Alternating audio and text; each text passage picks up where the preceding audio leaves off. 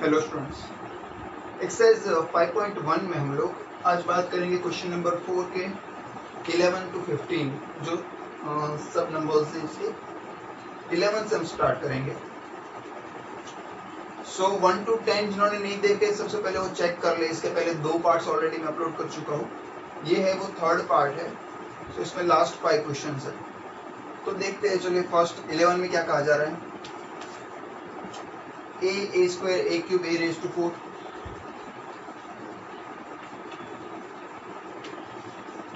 आपको ऑलरेडी मैं बता चुका हूँ, आगे 2 पार्ट्स में आप कर भी चुके हो। बहुत सारे सम की डी आपको फाइंड करना है। सबसे पहले डिफरेंस चेक करना है कि डिफरेंस अगर सेम हो रहा है तो ही एपी में है, यानी a2 माइनस a1 सबसे पहले चेक करेंगे। ये हो गया आपका a2 a square minus a1 यानी a।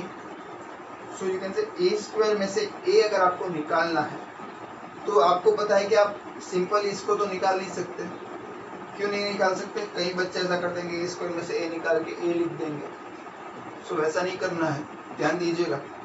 स्क्वायर में है यहाँ पे टर्म, आप सिंपल सा अगर समझो तो 2 का स्क्वायर माइनस 2।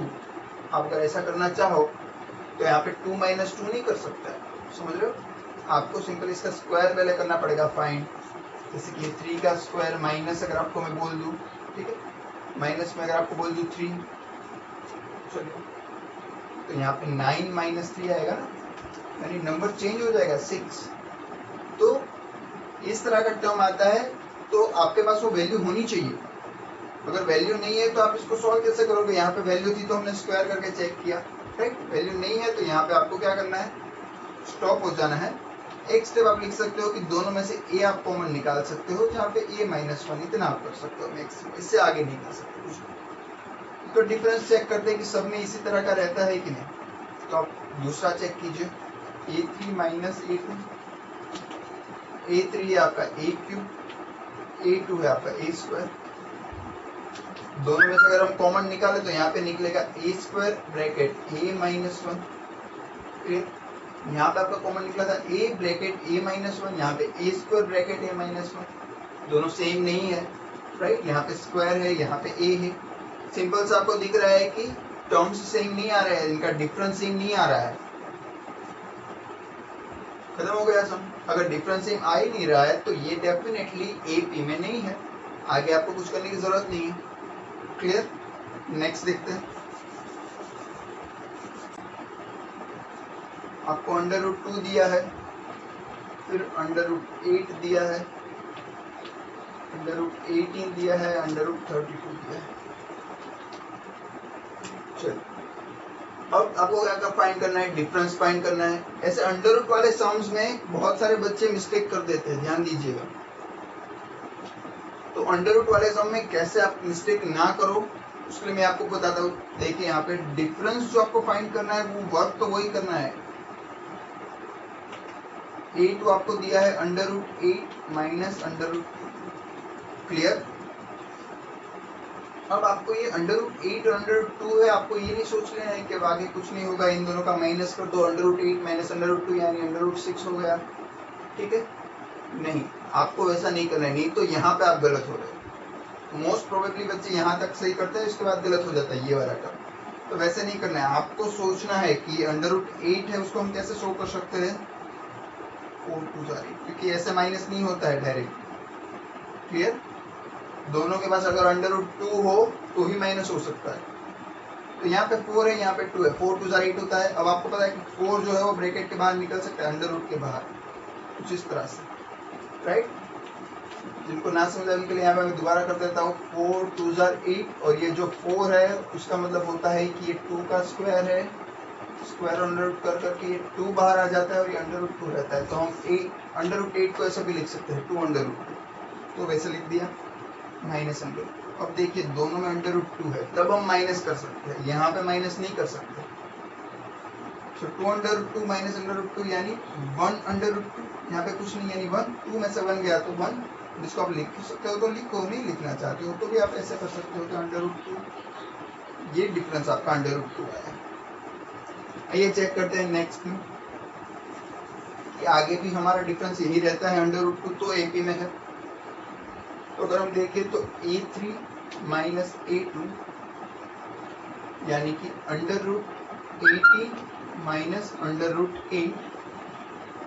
तो इन दोनों को हमको फॉर्म में कन्वर्ट करना पड़ेगा, सही वाला। इसको ऐसे कर सकते हो 9 2 18, इसको लिख सकते हो, आपने यहाँ पे कर ही दिया है 2√2, तो इसको बताने की जरूरत नहीं है दोबारा। 9 का हो जाएगा 3, यानी कि 3√2 माइनस 2√2। तो देखिए 3 में से 2 यानी कि 1√2 बचता है। 1 लिखना चाहो तो लिखो, ना लिखो तो √2, यानी दोनों जगह √2 बचता है, यानी डिफरेंस सेम आ रहा है। पॉसिबल है कि एपी में होगा, पर कंफर्म नहीं कह देना, अभी थर्ड टाइम चेक करने के बाद कंफर्म कहना है। तो इसका आप स्क्रीनशॉट ले सकते हैं।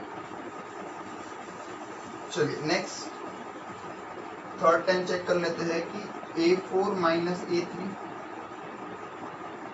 √32 माइनस 18। अब सिंपल यहाँ पे आपने √18 का कर दिया है, तो आप डायरेक्टली फिर लिख दीजिए 3√2। यहाँ पे आप 32 का कैसे लिख सकते हैं,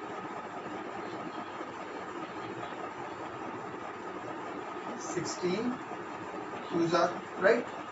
16 जो है वो 4 का है स्क्वायर, तो यहाँ पे आप लिख सकते हो 4√2 माइनस यहाँ पे 3√2। √2 देखिए तीनों डिफरेंस में √2 बचा, यानी कंफर्म है कि ये एपी में है।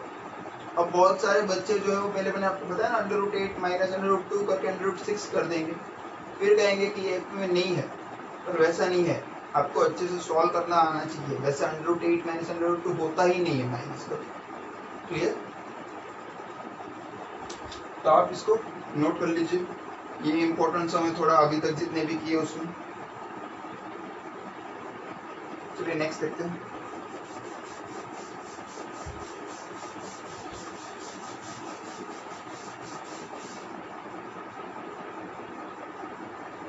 देखिए फिर से √रूट वाला आया है, वैसा ही सम।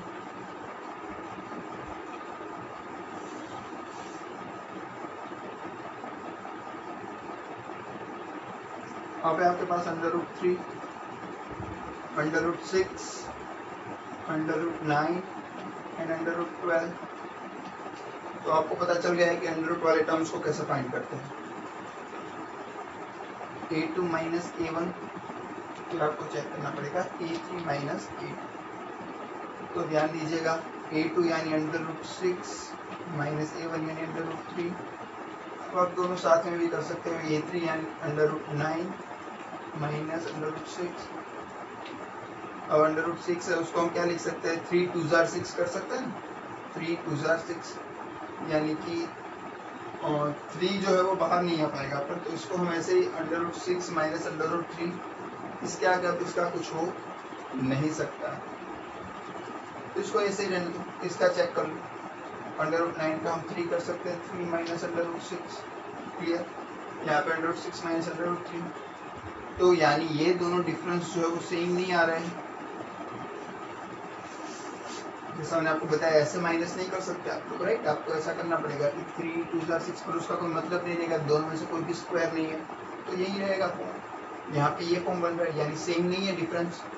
तो ध्यान दीजिएगा हर अंडर रूट में सेम नहीं आएगा डिफरेंस, आपको चेक करना पड़ेगा। तो इसमें नहीं है डिफरेंस सेम, तो एपी नहीं है, तो आगे का आपको फाइंड करने की जरूरत भी नहीं है, क्लियर।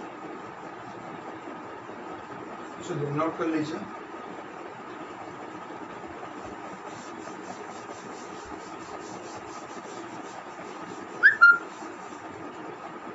आइए नेक्स्ट सम को देखते हैं।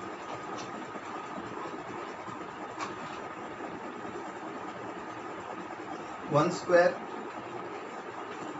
3 स्क्वायर 5 स्क्वायर एंड 7 स्क्वायर।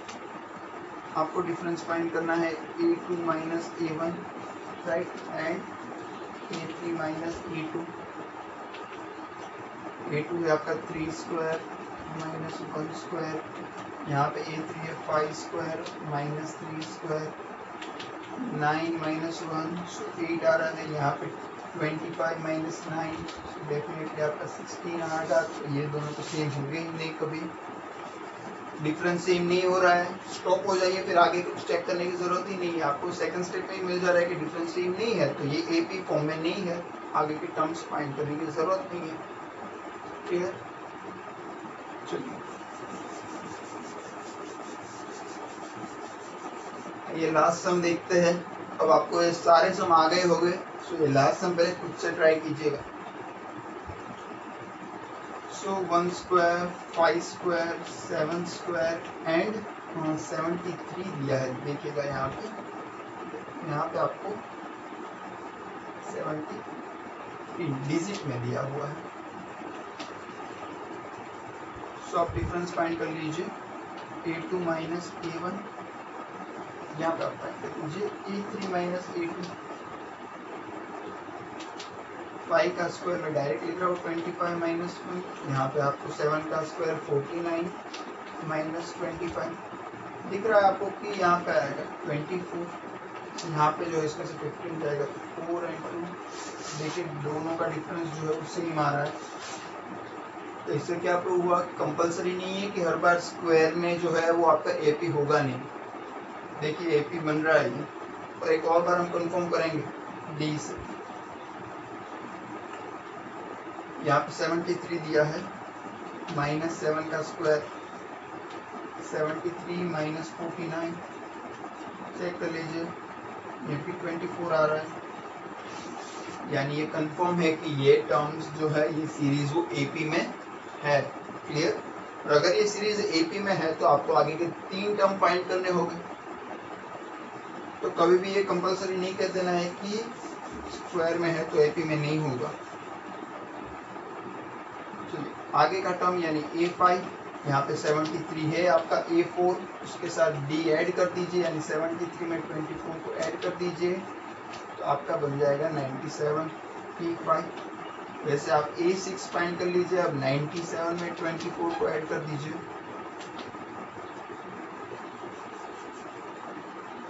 ये हो जाएगा आपका 1 2 1, राइट। वैसे A7 फाइंड कर लीजिए, 1 2 1 plus 24, you can say 1 4 5। Clear? इस तरह से आप ये सारे सम कर सकते हो। तो यहाँ पे आपका क्वेश्चन नंबर 4 जो है वो पूरी तरह से कंप्लीट हुआ है। 15 के 15 सारे सम मैंने बताया 3 पार्ट्स में लिए है, तो आप चेक कर लीजिएगा पूरा, आप सारे पार्ट्स को शो कीजिए और अच्छे से उसको खुद से 2 बार ट्राई कीजिए।